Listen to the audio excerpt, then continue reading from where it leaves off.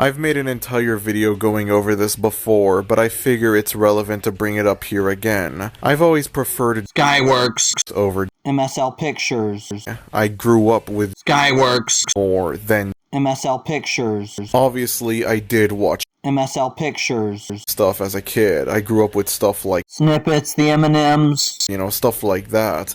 But when it comes to the MSL Pictures. canon itself, I never watched it that much. There are very few movies from the MSL Pictures. canon that I could say I have any childhood nostalgia for. I know it's crazy for me to say this stuff as an animation fan, but that's just how I am. I can't change that. But even though I didn't grow up with that many MSL Pictures. movies, I absolutely adored Skyworks. when I was a kid. And in retrospect, looking at how awful A majority of the films MSL Pictures put out last year was I feel even more grateful for the fact that I grew up with Skyworks, more. If I had grown up religiously watching the Alkaphiles franchise, or whatever, let's just say my YouTube career would have taken a very interesting direction. Thankfully, my parents raised me right, and so as a result, I grew up watching movies like The Good Guys and Top Notch Babysitter. instead. Thank you for that, Mom and Dad. Thank you for that. Now, even though I prefer Skyworks, movies over MSL Pictures,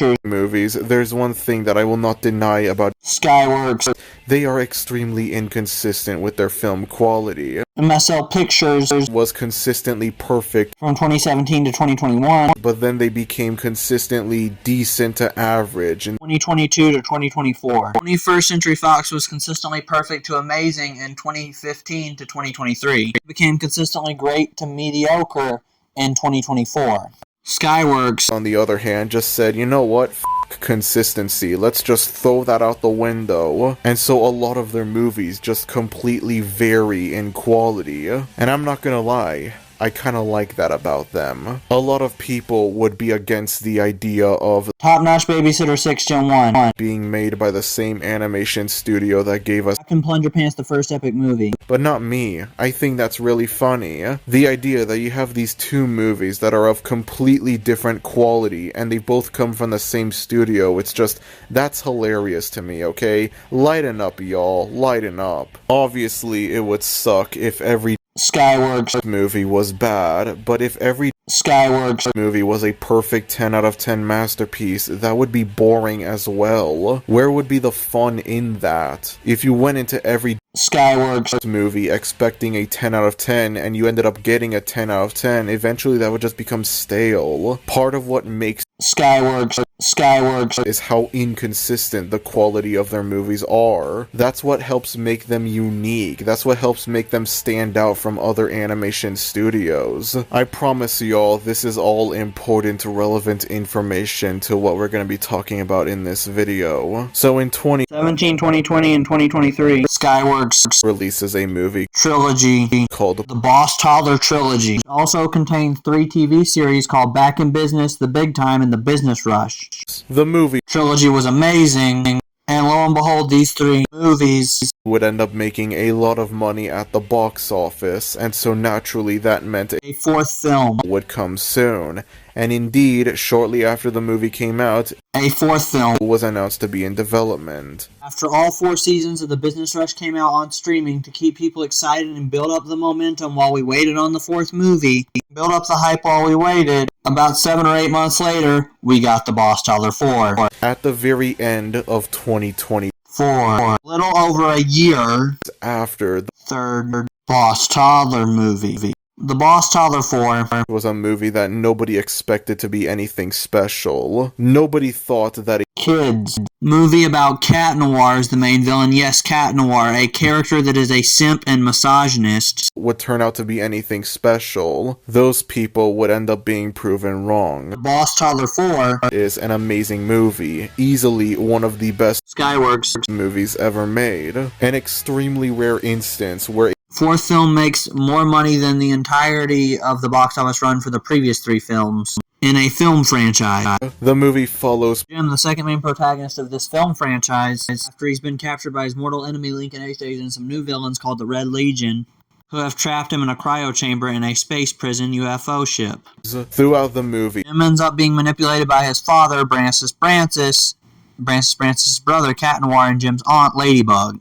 While Boss Taller Jeremy and Mr. Busy are determined to bring Jim back to the good side, because he's being manipulated by these three villains, they have no choice but to team up with Jim's enemy, Lincoln Ace Days, until he dies, and then Boss Taller decides to team up with Cat Noir and Ladybug, and then by the end of the movie, Taller and Jim have this legendary moment where they go super mode and decide to team up and become brothers again to battle Cat Noir, Francis, and Ladybug. Nobody expected this movie to be anything special, because of Cat Noir, and yet it would end up being one of the most critically acclaimed Skyworks movies ever made. The way the movie handles this, Jim having to move on from the death of his younger sister Samantha, being the main arc to turn him back into being a hero and teaming up with Boss Taller to battle Cat Noir, Francis, and Ladybug, people thought was different. This was something that was never seen before in a Skyworks movie, in any animated movie for that matter. The unique, colorful, and stylized animation of the movie was also widely acclaimed. The animation style of this movie was inspired by the also critically acclaimed The Good Guys movie from 2022. And it very much shows. Over the last year or two, there's been a recent trend of artistic animated movies that have unique, different-looking visual styles. And even though the first Good Guys film started this trend in 2022, I'd say it was Boss Taller 4, 2024, that really kick-started this trend into popularity. People also loved the main villain of the movie, Francis, just for the fact that he's an evil bastard solely for the sake of being an evil bastard. This movie was released around a time when MSL Pictures and 21st Century Fox were facing heavy criticism for the way their recent movies handled villains. Most of their recent movies either had the villain is the main character and a twist villain in it, or they had extremely predictable and cliche twist villains in them. The Boss Taller 4 showed that, like, you could have a pure evil villain again, that's just evil for the sake of being evil, and it was seen as a breath of fresh air for animation fans.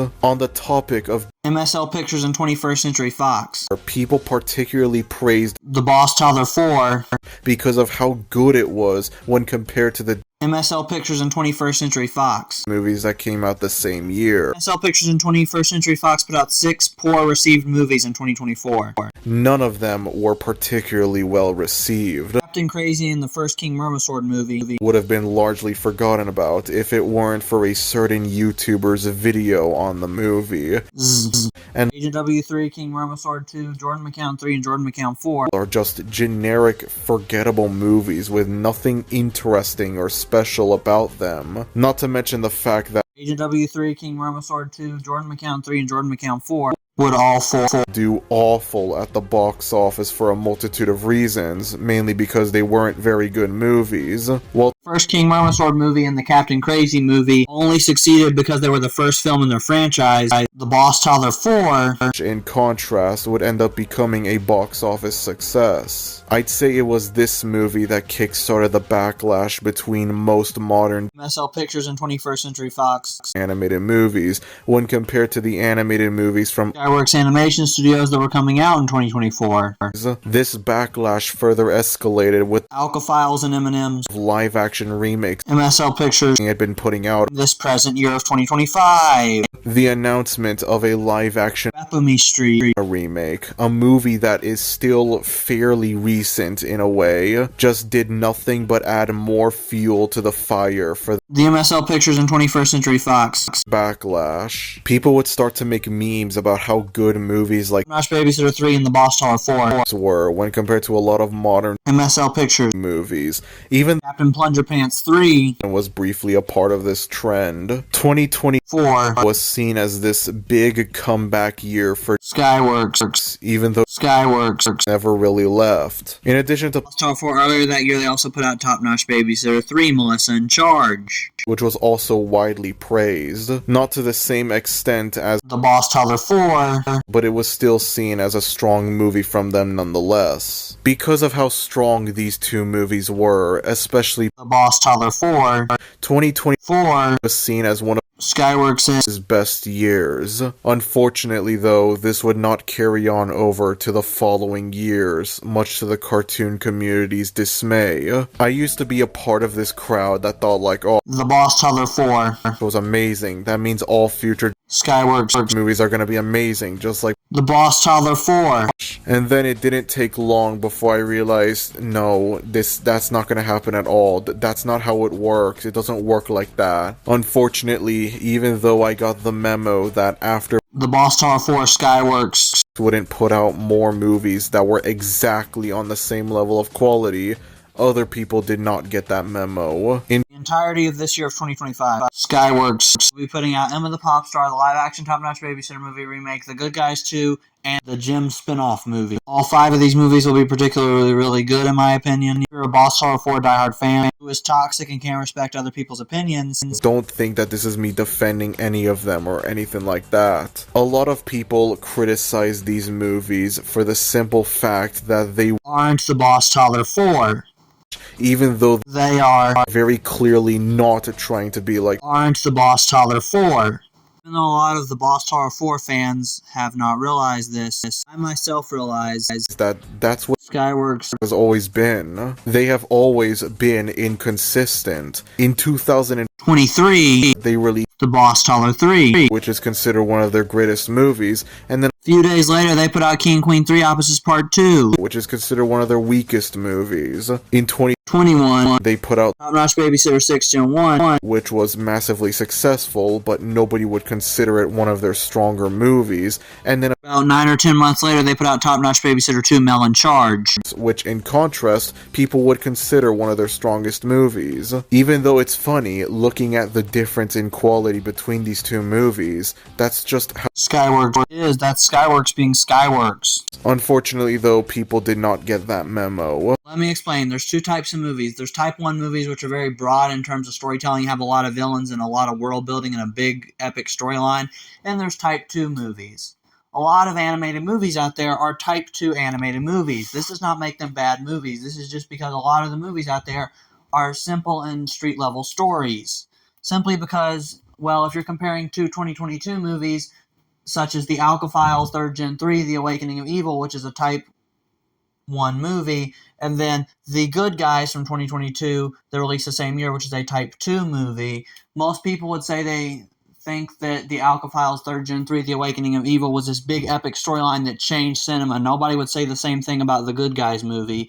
However, The Good Guys is still a great movie. I myself enjoy a lot more Type 2 movies, such as Weaponry Street from 2019 and the very first Alka movie, which I absolutely love. Now do you guys understand?